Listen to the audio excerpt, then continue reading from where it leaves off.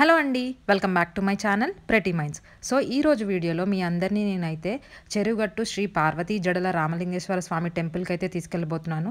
So ఈ టెంపుల్కి ఎలా రీచ్ అవ్వాలి, అక్కడ మనం ఏమేమైతే దర్శించుకోవాలి, అండ్ అక్కడ టెంపుల్ అసలు ఎలా ఫామ్ అయింది, దాని హిస్టరీ అండ్ దాని విశిష్టత అన్నీ ఈ వీడియోలో నేను మీకు షేర్ చేస్తాను.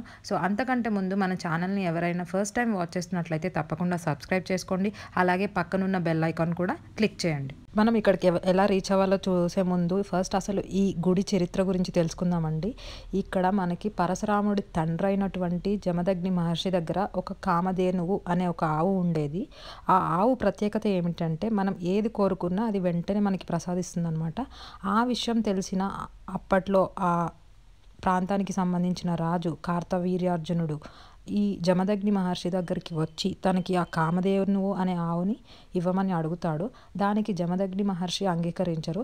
దాంతో ఆ కార్తవీర్యార్జునుడికి కోపం వచ్చి ఈ జమదగ్ని మహర్షి మీదకి యుద్ధానికైతే వస్తాడనమాట.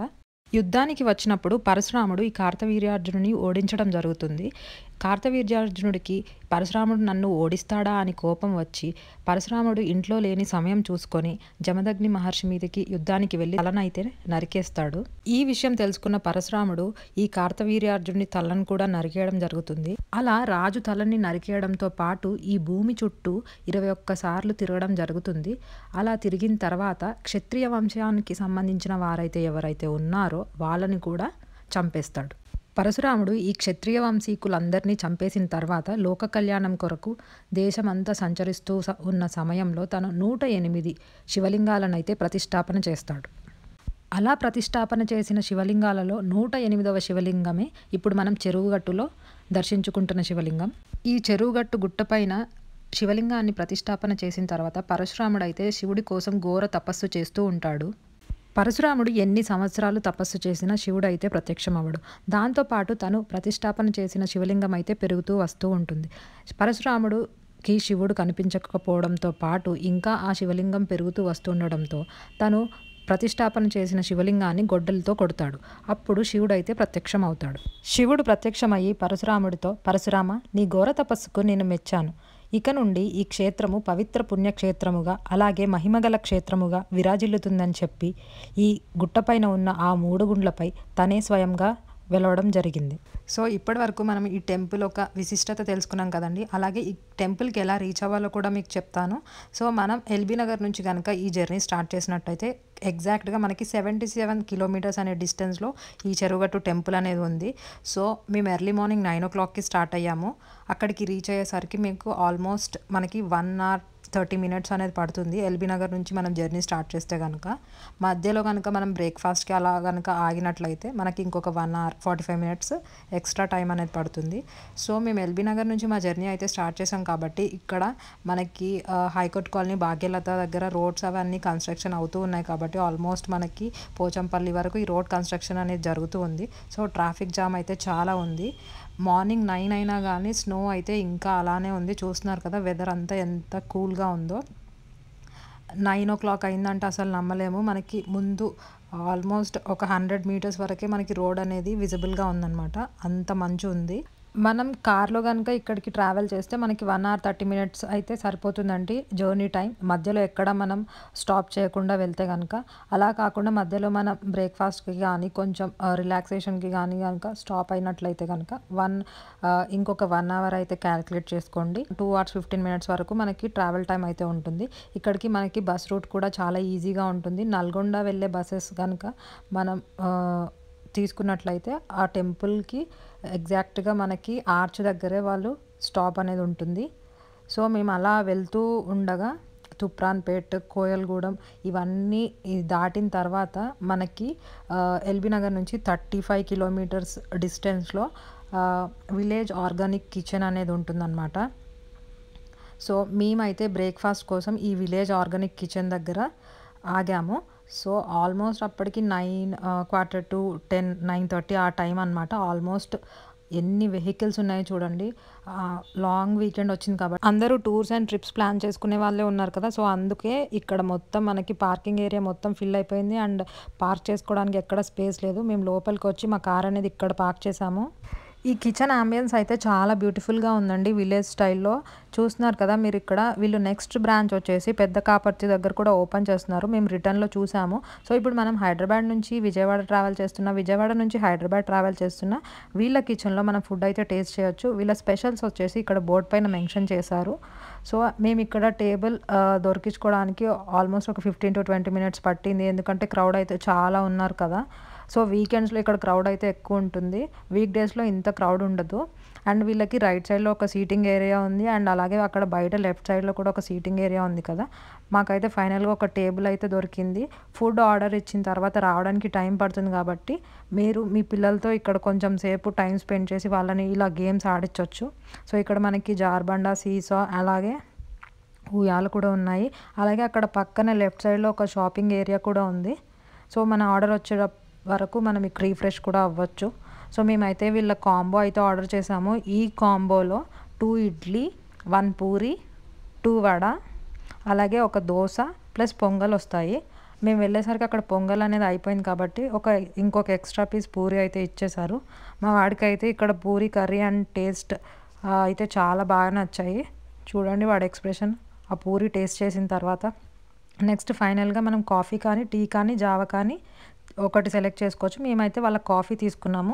సో, మేమైతే మా బ్రేక్‌ఫాస్ట్ కంప్లీట్ చేసేసుకొని మళ్ళీ మా జర్నీ అయితే స్టార్ట్ చేసేసాము. మనం హైదరాబాద్ నుంచి విజయవాడ వెళ్ళే రూట్‌లో చాలా కొత్త న్యూ రెస్టారెంట్స్ అయితే ఓపెన్ అయిపోయాయి. ఇక్కడ మీరు తప్పకుండా ఫుడ్ అయితే ట్రై చేయండి. ఫుడ్ అయితే టేస్టీగా ఉంది. వాళ్ళ చట్నీస్ కూడా చాలా టేస్టీగా ఉన్నాయి. బట్ వీకెండ్స్‌లో అండ్ అలాగే హాలిడే సీజన్‌లో క్రౌడ్ అయితే ఎక్కువ ఉంటుంది కాబట్టి మనకి టేబుల్ దొరకడము కొంచెం టైం పడుతుంది. అండ్ ఆ ఆర్డర్ రావడానికి కూడా కొంచెం టైం అవుతుందనమాట. సో, మేము యాక్చువల్‌గా 9:00కి స్టార్ట్ అయ్యాం కాబట్టి మేము టెంపుల్‌కి రీచ్ అయ్యేసరికి 10:30 అవ్వాలి. బట్ మాకిక్కడ ఈ కిచెన్ దగ్గర ఆల్మోస్ట్ 1 అవర్ టైం అయితే తీసుకున్నాము. సో, అందుకోసము మేము టెంపుల్‌కి రీచ్ అయ్యేసరికి టైం అయితే 11:30 అయిందనమాట. సో, మనం హైదరాబాద్ నుంచి గనుక ఈ టెంపుల్‌కి వెళ్తున్నట్లయితే మధ్యలో మనకు ఒక టోల్ గేట్ అనేది వస్తుందండి. అదే పంతంగి టోల్ గేట్. సో, మనమైతే టోల్ గేట్‌ని క్రాస్ చేసేసాము. ఇక్కడ టైం అయితే ఆల్మోస్ట్ 10:30 అవ్వొస్తుంది. అయినా గానీ మనకి ఇంకా వెదర్ అయితే ఫాగీగా ఉంది. మేము ఇప్పుడు చిట్యాల దగ్గర ఉన్నాము. లాంగ్ వీకెండ్ కాబట్టి అలాగే హాలిడే సీజన్ కాబట్టి ట్రాఫిక్ అయితే చాలా ఉంది. ఇప్పుడు మీరు చూస్తున్నారు కదా! విజయవాడ అయితే ఇక్కడ నుంచి 200 కిలోమీటర్స్ అలాగే కోదాడ 100 కిలోమీటర్స్ ఉంది. లెఫ్ట్ సైడ్‌లో మనకి వివేరా హోటల్ కూడా ఉంటుంది ఇక్కడ. సో, ఇక్కడ మనకి లెఫ్ట్ సైడ్‌లో నార్కెట్పల్లి అనేది వెళ్ళాలంటే లెఫ్ట్ సైడ్ ట్రావెల్ చేయాలి. సో, మనం అలా వెళ్తున్నప్పుడు మనకి రైట్ సైడ్‌లో ఒక పెద్ద కొండ అనేది వస్తుంది. ఆ కొండ దగ్గర ఒక ఫ్లైఓవర్ ఉంటుంది మనకి లెఫ్ట్ సైడ్ కిందకి దిగడానికి. సో, ఆ ఫ్లైఓవర్ నుంచి మనం లెఫ్ట్ సైడ్ ట్రావెల్ చేసినట్లయితే గనక కిందికి ఇలా వస్తాము. సో, లెఫ్ట్ సైడ్ వెళ్తే గనక మనం నార్కెట్పల్లి రీచ్ అవుతాము. రైట్ సైడ్ వెళ్తే గనక ఫ్లైఓవర్ కింద నుంచి మనం నల్గొండ అయితే రీచ్ అవుతాము. సో, ఈ ఫ్లైఓవర్ నుంచి మనం ఆల్మోస్ట్ ఒక 2-2.5 కిలోమీటర్స్ ట్రావెల్ చేస్తే మనకి లెఫ్ట్ సైడ్‌లో చెరువుగట్టు టెంపుల్‌కి వెళ్ళడానికి ఆర్చ్ అనేది కనిపిస్తుందనమాట. ఇక్కడ మీరు చూస్తున్నారు కదా! లెఫ్ట్ సైడ్‌లో చెరువుగట్టు. సో, మనం బస్‌లో ట్రావెల్ చేస్తూ వస్తే గనక ఇక్కడ ఈ కమాన్ దగ్గర మనం అనేది ఇక్కడ దిగిపోవచ్చు. అండ్ ఇక్కడ కింది నుంచి పైకి వెళ్ళడానికి చాలా ఆటోస్ ఉన్నాయి. సో, మనం కార్‌లో వెళ్తున్నాం కాబట్టి ఇక్కడ నుంచి మనం ట్రావెల్ చేసుకుంటూ గుట్టపైకి వెళ్ళాలి. మనం ఆ కమాన్ నుంచి ఆల్మోస్ట్ 2-3 కిలోమీటర్స్ అయితే ట్రావెల్ చేయాలండి ఆ గుట్టపైకి వెళ్ళాలంటే. ఈ రోడ్ అయితే మరీ అంత సూపర్‌గా ఉందని చెప్పలేను. అలాగే మరీ అంత ట్రావెల్ చేయలేనంత విధంగా లేదు. నార్మల్‌గా ఉంది. సో, అలా ట్రావెల్ చేసుకుంటూ ముందుకొస్తే గనుక ఇక్కడ మనకంతా ఒక ఊర్లా ఉంటుంది. సో, ఇక్కడ లెఫ్ట్ సైడ్‌లో ఉంది లక్ష్మీనరసింహస్వామి టెంపుల్. సో, మనమైతే ఇప్పుడు టెంపుల్ గోపురం ముందు ఉన్నామనమాట. చూస్తున్నారు కదా! ఇదే మెయిన్ గోపురం అనమాట. సో, ఎవరైనా నడక మార్గం నుండి వెళ్ళే వాళ్ళు ఉంటే ఇక్కడ స్టెప్స్ కనిపిస్తున్నాయి కదా! అక్కడి నుంచి వాళ్ళ జర్నీ అనేది స్టార్ట్ చేస్తారు. అలా కాకుండా మనం కార్‌లోనే టెంపుల్ పై వరకు రీచ్ అవ్వాలంటే గనక మనం ఇక్కడ రైట్ సైడ్ రోడ్‌లో ట్రావెల్ చేసుకుంటూ ముందుకు వెళ్ళాలి. అక్కడ మనకి వెహికల్‌కి పార్కింగ్ కోసం అని చెప్పేసి వాళ్ళకి పే చేయాలి. 4 వీలర్‌కి అయితే 30 రూపీస్, 3 వీలర్‌కి అయితే 20 అండ్ 2 వీలర్‌కి అయితే 10 రూపీస్ అనమాట. సో, ఇదంతా గుట్ట పైన ట్రావెల్ చేస్తున్నాం మనం. మనకి శ్రీశైలం, తిరుపతి కొండలు ఎలా ఉంటాయో సేమ్ అలానే ఉంటాయి. సో, మధ్యలో మనకైతే ఇలా పెద్ద శివుడి స్టాచ్యూ కనిపిస్తూ ఉంటుంది. అండ్ ఇక్కడ మీరు చూస్తున్నారు కదా! ఇక్కడ నుంచి మనకైతే ఆ 3 గుండ్లు కనిపిస్తున్నాయి. చాలామంది కొత్త వెహికల్స్ అయితే ఇక్కడ పూజలు కూడా చేయించుకోవడానికి వస్తున్నారు. ఎక్కువ రష్ ఉన్న రోజుల్లో అయితే ఈ రోడ్‌లో ట్రావెల్ చేయడం కొంచెం జాగ్రత్తగా ట్రావెల్ చేయాలండి. కర్వ్స్ అయితే ఉన్నాయన్నమాట. రష్ లేనప్పుడైతే పర్వాలేదు. సో, ఆల్మోస్ట్ ఇక్కడి వరకు వెహికల్స్ అయితే పార్క్ అయిపోయి ఉన్నాయి. ఇంకా మనం పైన ఇంకొక యూ టర్న్ తీసుకొని అక్కడి వరకు వెళ్తే అప్పుడు మనకి టెంపుల్ అనేది వస్తుంది. సో, మన వెహికల్ అనేది ఇక్కడే పార్క్ చేసేసుకున్నాము. సో, ఇక్కడ నుంచి చెప్పులు తీసేసి అయితే చాలామంది వెళ్ళిపోతున్నారు. కానీ అయితే మేము చెప్పులు వేసుకునే వెళ్ళాము. ఇంకా చాలా ట్రావెల్ చేయాలండి. ఇది చలికాలం కాబట్టి అంత కింద అంత హాట్‌గా లేదు. అదే నార్మల్ సమ్మర్‌లో అయితే మనం అస్సలు నడవలేము. మీరు చెప్పులు వేసుకొనే పైన వరకు ట్రావెల్ చేయొచ్చు. ఎందుకంటే మనం అక్కడ చెప్పులు పెట్టుకోవడానికి రైట్ సైడ్‌లో ఒక ప్లేస్ ఉంది. వాళ్ళకి ఈచ్ పెయిర్‌కి మనం ₹5 ఇస్తే గనక మన స్లిప్పర్స్ అనేవి అక్కడ ప్లేస్ చేసుకోవచ్చనమాట. ఇక్కడ రైట్ సైడ్‌లో కనిపిస్తుంది కదా! మీకు ఒక క్రీమ్ కలర్ బిల్డింగ్ లాగా మనం చెప్పులైతే అక్కడ ప్లేస్ చేయొచ్చు. మనం ఎక్కడికి వెళ్ళినా ఫస్ట్ ఇంపార్టెంట్ మెయిన్ అయితే లేడీస్‌కి వాష్‌రూమ్స్ కదా! సో, ఇక్కడ రైట్ సైడ్‌లో వాష్‌రూమ్స్ అయితే ఉంటాయి. మనం కొండకి ఎక్కే ముందే. సో, ఇక్కడ పే అండ్ యూజ్ అనమాట. ఈచ్ పర్సన్‌కి ₹10 పే చేస్తే మనం ఆ వాష్‌రూమ్స్‌ని అయితే యూజ్ చేసుకోవచ్చు. ఇక్కడ మీరు చూస్తున్నారు కదా! ఇవే వాష్‌రూమ్స్ అనమాట. నీట్‌గానే ఉన్నాయి. అండ్ ఇక్కడ రైట్ సైడ్‌లో మనకు ఒక ఆర్చ్ అనేది కన్‌స్ట్రక్షన్ చేస్తూ ఉన్నారు. సో, ఇప్పుడు మనం టెంపుల్‌కి ఇక్కడి నుంచి వెళ్ళాలన్నమాట. ఈ స్టెప్స్ ఎక్కి ముందుకు వెళ్తే గనక మనం మెయిన్ టెంపుల్‌కి రీచ్ అవుతామండి. సో, ఈ బిల్డింగ్ పక్కనే మనకి స్వామివారి పాదాలు కూడా ఉంటాయి. ఇవి కూడా మనకి ఇలా రేకుల షెడ్ కిందే ఉంటాయి. ఇక్కడ కనిపిస్తుంది కదా! స్వామివారి పాదాలు. సో, ఆ స్వామివారి పాదాలు పక్కనే మళ్ళీ మనకి కొలను అనేది ఉంటుంది. సో, ఇక్కడ అందరూ స్నానాలు కూడా చేస్తున్నారు. సో, ఇప్పుడైతే మనం ఫస్ట్ మెయిన్ టెంపుల్‌లోకి వెళ్తున్నామనమాట. దీనిపైన గోపురం కూడా ఉంటుంది. ఇది కొండ కింద మనకి శివలింగం అనేది ఉంటుంది. సో, ఇక్కడ చూస్తున్నారు కదా! శివలింగం ఎంత క్లియర్‌గా కనిపిస్తుందో మీకు.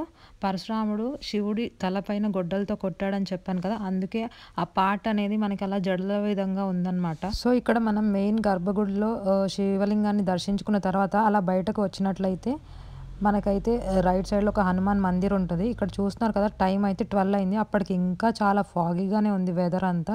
ఇక్కడ మనకి హనుమాన్ మందిర్ ఉంటుంది. అక్కడే దాని ఎదురుగా మనం కొబ్బరికాయలు కొట్టడానికి ప్లేస్ కూడా ఉంటుందండి. అలా ట్రావెల్ చేస్తూ ముందుకు వెళ్తున్నట్లయితే గనక మనకి ఇక్కడ ఒక ఆత్మలింగం కూడా స్వయంగా వెలిసిందని చెప్తారు. సో, ఇక్కడ మీరు ఏదైతే చూస్తున్నారో దాన్ని ఆత్మలింగం అంటారు. అలాగే ఇక్కడ నుంచి మనం కొంచెం ముందుకు వెళ్ళినట్లయితే పరశురామలింగం కూడా ఉంటుందండి. అలాగే మనకి ఇక్కడ కింద పాదాలు కూడా కనిపిస్తాయి చూడండి. అలాగే ఇక్కడ పరశురాముడి పక్కన ఒక గొడ్డలైతే కూడా కనిపిస్తుంది కదా మీకు. అండ్ ఇక్కడ లెఫ్ట్ సైడ్‌లో చూసినట్లయితే మనకి ఇక్కడ మళ్ళీ ఇంకొక గొడ్డలి అండ్ పరశురాముడికి సంబంధించిన విగ్రహం కూడా ఇక్కడ ప్లేస్ చేసి ఉంది. పరశురాముడు శివుని ద్వారా ఒక వరం పొందిన తర్వాత ఎంతో తృప్తి చెందాడు. ఆ తృప్తితోనే తన ప్రాణాలనైతే ఇక్కడే విడిచిపెట్టాడని చెప్తారు. అలా విడిచిపెట్టిన తర్వాత తానే ఒక శివలింగంగా ఇక్కడ వెలిసాడంటారు. సో, ఇప్పుడు మనం చూస్తున్న శివలింగమే ఆ పరశురామ శివలింగం అన్నమాట. ఇక్కడ పాదాలు కూడా కనిపిస్తాయి మనకి. సో, మనం మెయిన్ టెంపుల్ నుంచి బయటకు వచ్చిన తర్వాత ఆ లెఫ్ట్ సైడ్ నుంచి వెళ్తే గనక మనకి ఈ ఆత్మలింగం, పరశురామలింగం కనిపిస్తాయి. ఇలా రైట్ సైడ్‌కి వచ్చినట్లయితే గనక హనుమాన్ మందిర్ పక్కన మనకి ఏరియా అంతా ఇలా ఉంటుందన్నమాట. సో, మనం ఇప్పుడు హనుమాన్ మందిర్ నుంచి చూస్తే గనక మెయిన్ టెంపుల్ అనేది ఇలా కనిపిస్తుంది. సో, ఇప్పుడు నేను హనుమాన్ మందిర్ నుంచి కింద షూట్ చేశాను. గోపురం కనిపిస్తుంది కదా! కింద నడక మార్గంలో వచ్చేవాళ్ళు ఈ వేలో వస్తారనమాట. సో, మనకి ఇక్కడ స్టెప్స్ కనిపిస్తున్నాయి కదా! అక్కడక్కడ ప్లాంట్స్ కవర్ చేసేసాయి. కొంచెం కొంచెం అయితే స్టెప్స్ కనిపిస్తున్నాయి. మధ్యలో మనకు ఒక పెద్ద వినాయకుడి విగ్రహం కూడా ఉంటుంది. సో, మనం హనుమాన్ మందిర్ పక్కన నుంచి చూస్తే గనక మనకి కింద వ్యూ అనేది ఇలా ఉంటుంది. అలాగే హనుమాన్ మందిర్ పక్కన మనకి చాలామంది ఇలా స్టవ్స్ పెట్టుకొని ఇలా కుక్ చేసుకునే వాళ్ళు కనిపిస్తారు. సో, వాళ్ళని అడిగాను, మీరు ఇక్కడ కుక్ చేసుకొని తింటారా అంటే, అంటే ఇలా స్వామి మాలలు ఎవరైనా ధరించిన వాళ్ళు ఉంటారు కదా! వాళ్ళు ఇక్కడ కుక్ చేసుకొని తింటూ ఉంటారంట. సో, అలాగే మనకి పక్కన రేణుకా ఎల్లమ్మ టెంపుల్ ఉంటుంది. అండ్ ఇక్కడ కళ్యాణ కట్ట కూడా ఉంది. అలాగే ఇక్కడ స్నానాలు చేయడానికి కొలను కూడా ఉందండి. సో, మీరు తలనీలాలు సమర్పించి ఇక్కడ స్నానం చేసి దర్శనానికి కూడా వెళ్ళొచ్చు. ఈ రేణుకా ఎల్లమ్మ తల్లి టెంపుల్ పక్కన మనకు ఒక చెట్టు కనిపిస్తుంది కదా! ఆ చెట్టుకి చాలామంది ఉయ్యాలలు అయితే కడుతున్నారండి. సో, ఈ రేణుకా ఎల్లమ్మ టెంపుల్‌లో చాలామంది ఒడిబియ్యము అలాగే బోనాలు కూడా సమర్పిస్తున్నారు. మేము వెళ్ళినప్పుడు అయితే చాలామంది బోనాలు తీసుకొని వచ్చారు. చూస్తున్నారు కదా! వీళ్ళన్నీ అరేంజ్ చేసుకుంటున్నారు.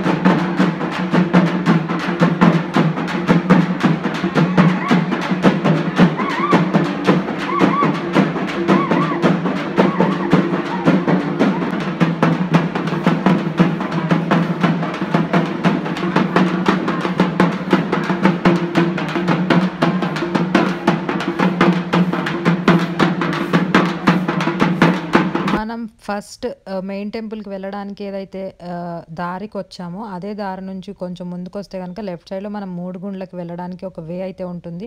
అలా కాకుండా మనం మెయిన్ టెంపుల్ నుంచి బయటకొచ్చాక ఆత్మలింగం, పరశురామలింగం దర్శించుకున్న తర్వాత 3 గుండ్లకి వెళ్ళడానికి అటు నుంచి కూడా ఇంకొక వే ఉంటుందండి. మనకి 3 గుండ్లకి వెళ్ళడానికి ఇక్కడ 2 వేస్ ఉన్నాయి. ఒకటేమో ఫ్రంట్ నుంచి వెళ్ళొచ్చు. అలా కాకుండా గర్భగుడి నుంచి బయటకు వచ్చిన తర్వాత బ్యాక్ సైడ్ నుంచి వెళ్తే కూడా మనం 3 గుండ్లకైతే రీచ్ అవుతాము. అండ్ ఇక్కడ పైకి వెళ్ళడానికి పర్ పర్సన్ అయితే 10 రూపీస్ ఛార్జ్ చేస్తున్నారు. ఈ కొండల మధ్యలో నుంచి మనకి ఐరన్ స్టెప్స్ అయితే ఉన్నాయి. ఇక్కడ కొంచెం చాలా జాగ్రత్తగా వెళ్ళాలి. అండ్ ఇక్కడ మనం బాగా పైకి వెళ్ళిన తర్వాత శివలింగం అయితే ఉంటుంది కదా మనకి. ఆ శివలింగానికి అభిషేకం చేస్తారు కదా. అండ్ అలాగే చాలా కొబ్బరికాయలు కొడుతూ ఉంటారు. ఇక్కడ చాలా స్మెల్ అయితే వస్తుందండి. నేను పూజారి గారిని అడిగాను, ఇదంతా మెయింటెనెన్స్ ఏం చేయరంటే, రోజుకి కొన్ని వేల మంది భక్తులొస్తారు. సో, అందుకే ఇలా ఉంటుందని చెప్పారు. సో, ఇక్కడ మీరు ఈ కొండల మధ్యలో నుంచి వెళ్ళేటప్పుడు చాలా జాగ్రత్తగా వెళ్ళండి. ఇక్కడ వే అయితే అంత డేంజర్‌గా ఏం లేదండి. కాకపోతే కొండల మధ్యలో ఇలా ఐరన్ స్టెప్స్ అయితే కన్‌స్ట్రక్షన్ చేశారు కదా. మనం వెళ్ళేటప్పుడు కొంచెం చూసుకుంటూ వెళ్తే సరిపోతుంది. సో, ఇక్కడ స్టెప్స్ ఇవన్నీ రీచ్ అయిన తర్వాత మనకి రైట్ సైడ్‌లో కనిపిస్తుంది కదా, ఇక్కడ బ్లాక్ అయిందనమాట. ఇక్కడ నుంచి మనకి స్టెప్స్ అయితే ఉండవు. మనం కొండపైన క్లైంబ్ చేసుకుంటూ వెళ్ళాల్సి వస్తుంది. మనకి ఐరన్ గ్రిల్స్ అయితే సపోర్ట్ ఉంటాయన్నమాట. చూడండి. సో, అదే అనమాట బాగా పైకి వ్యూ. ఇక్కడ చూస్తున్నారు కదా, ఇక్కడ మనకి స్టెప్స్ లేవు. కొండపై నుంచి అలా నడుచుకుంటూ వెళ్ళాలి. అక్కడ మనకొక కేవ్ లాగా ఉంది కదా, అదే 3 గుండ్ల మధ్యలో నుంచి వెళ్ళడం అనమాట. అలా కాకుండా మనం ఆ వేలో పట్టకపోతే గనక స్టెప్స్ కూడా ఉన్నాయి పైకి రీచ్ అవ్వడానికి. సో, చెప్పాను కదా ఇక్కడైతే స్మెల్ బాగా వస్తుందని చెప్పి, అసలు మనం ఇక్కడ ఉండలేమన్నమాట. సో, మా వాడైతే ఫస్ట్ భయపడ్డాడు. కాకపోతే వాడు చాలా సన్నగా ఉన్నాడు కాబట్టి ఆ లోపల నుంచి వెళ్ళిపోయాడు. చూస్తున్నారు కదా ఎంత భయపడుతున్నాడో.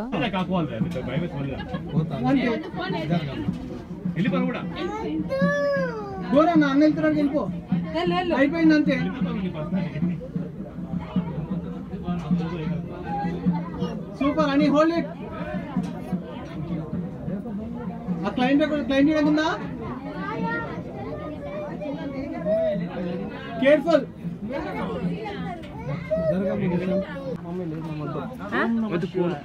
అసలు కడుపు టైట్ అయిపోతుంది. ఇగో ఇగో ఇగో నా పుట్ట కదా నీ పుట్ట వస్తున్నాయి లేదా?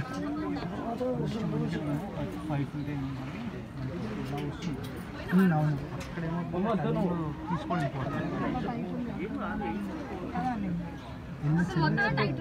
మమ్మీ వద్దు, చాలా టైట్ ఉంది.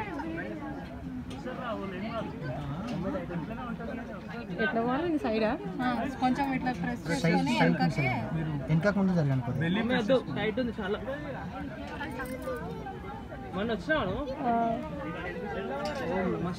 ఈ వే నుంచి పాస్ అవ్వాలంటే చాలా ఈజీ అండి. ఫస్ట్ స్టార్టింగ్ పాయింట్ అనేది మనకి కొంచెం నారోగా ఉంటుంది. సో, అక్కడ మన రిప్ కేజ్ అనేది కొంచెం హెవీగా ఉంటే కనుక అక్కడ నుంచి పాస్ అవ్వలేము.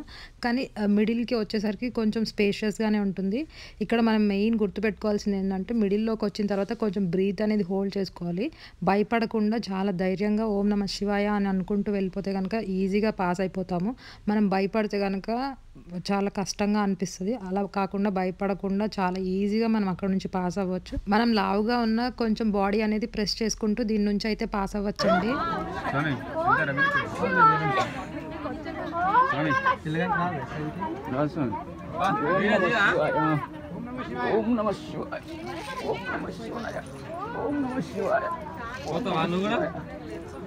చూస్తున్నారు కదా, మా వాడైతే ఫస్ట్ భయపడ్డాడు దీని నుంచి పాస్ అవ్వడానికి. వాడికి ఒకసారి వెళ్ళొచ్చేసరికి ధైర్యం అయితే వచ్చేసింది. సెకండ్ టైం కూడా ఓం నమః శివాయ అనుకుంటూ చాలా ఈజీగా దాని నుంచి అయితే పాస్ అయిపోయాడు.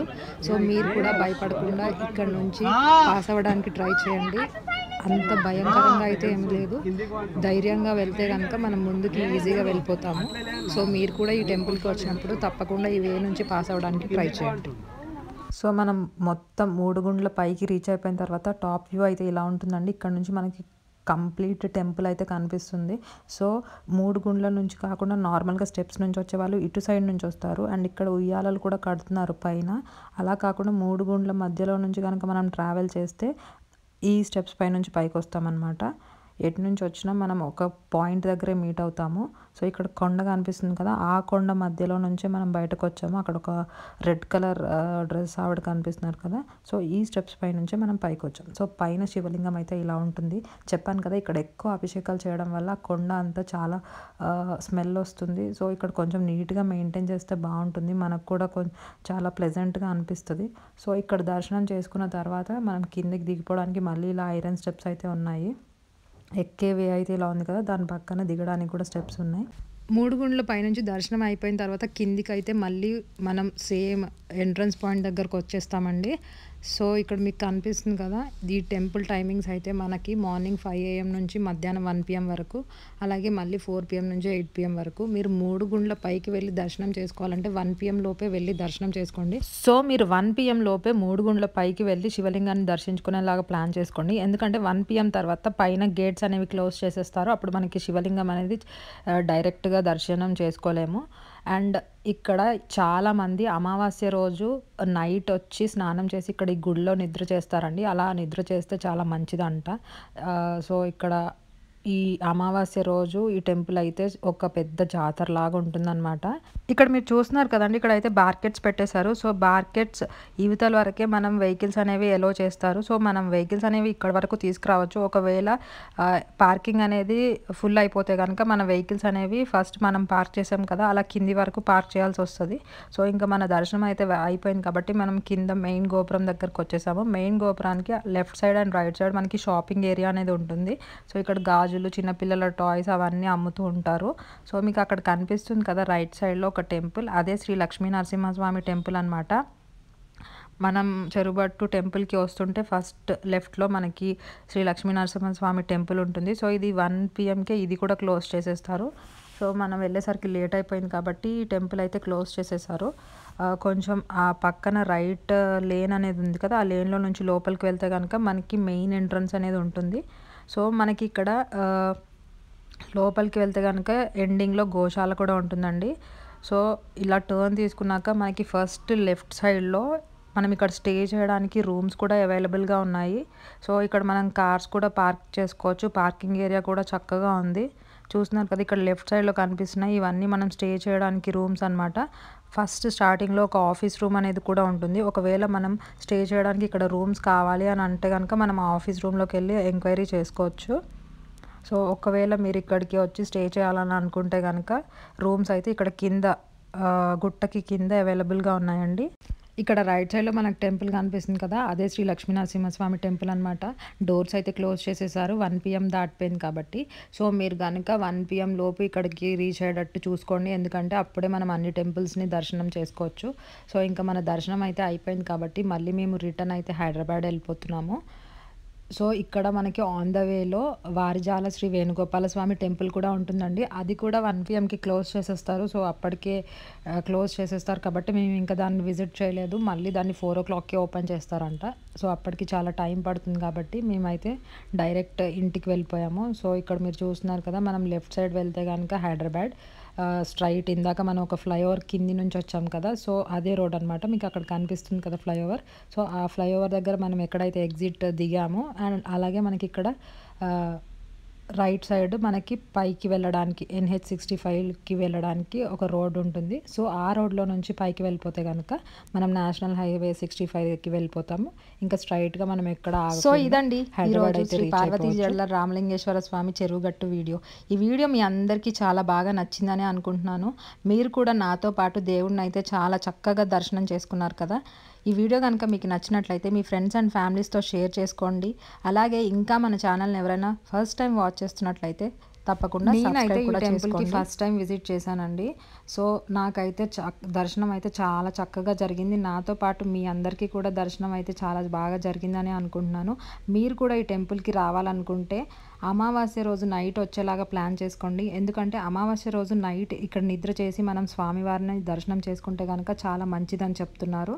సో మీకు వీలైతే కనుక అమావాస్య రోజు ఈ టెంపుల్ని దర్శనం చేసుకునేలాగా ప్లాన్ చేసుకోండి. సో మీరు ఎవరితో అయితే ఈ టెంపుల్ని విజిట్ చేయాలనుకుంటున్నారో వాళ్ళతో ఈ వీడియోని షేర్ చేయండి.